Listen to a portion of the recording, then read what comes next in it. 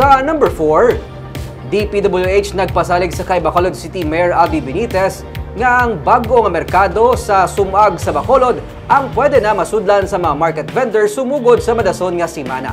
May report sa Romeo Sabaldo. Manugduhan na katuig ang mga vendors nga nagapwesto sa higad sa karsada sa barangay Sumag sa Bacolod. Ang mga bumalakal sa dala na mismo nagatindog kag ang mga motorista nga nagapangumpra nagahazard sa higadman sang dalan nga nagadugang pagid sa nagalala nga traffic sa highway. Madugay na nga nahuman ang bago nga merkado nga may parking space sa idalom nga amo karon ang ginaplastaran sang vendors kag may 40 pagid ka mga slots nga parkingan sa ibabaw. Kung makasaylo ang mga vendors sa sulod, ginapaabot nga makabulig inipahagan-hagan sa problema sa trapiko.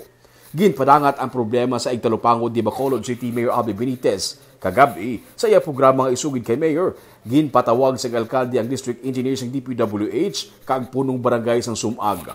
Sunod sa DPWH, may mga talapuson na lang nga seksyon sang merkado kag mga butang sang fire extinguishers. Naghinyo sila sang duga nga pondo gikan sa syudad sa Bacolod para mahumanagid man ang merkado. Sunod sa iya, ang supply na lang gid sang kuryente ang ila ginahulat. Ano na lang hinihintay para lumipat? Of course, yun nga po, yung energization ang inaantay na lang po para makalipat sila, which will take place, I think, within the week. Okay. So, kuryente na lang ang kulang? Kuryente na lang po, Mayor. So kung ma-connect na ng Sineco, ma-energize na, pwede na sila lumipat? Pwede na po, Mayor. Okay. So, in-expect mo within the week? Within the week po, we will constantly follow up Sineco na energized na po within the week.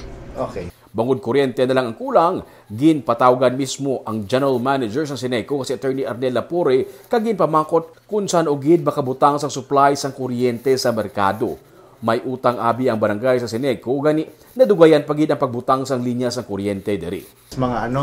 How long will it take for Sineco to energize, assuming daw wala namang gid kinahanglan nga equipment nga ibutang?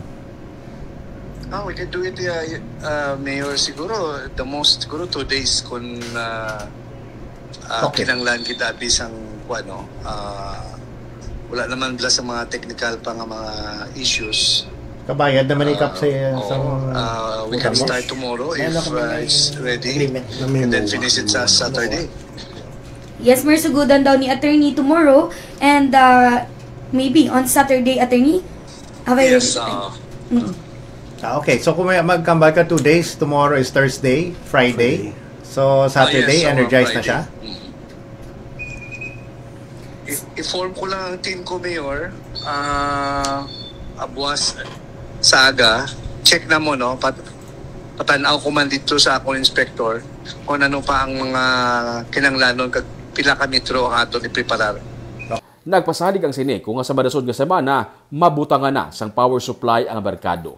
Gani ginmanduan sa alkalde si punong barangay Rodney Carmona nga ipatinuan nga daan ang bago nga merkado para makasaylo gilayon ang vendors kung makuryentehan na. I-preparahan mo na Kap, palimpyuhan na this week. So kung ano pa nga kinalan hingagaw, soryahan na lang naman sa City Engineering para malagastan. So ma-request lang ko sa Bureau para trasingan sa para sa sige. So siguro daw sa DRMO, mayara man sila ng mga ato.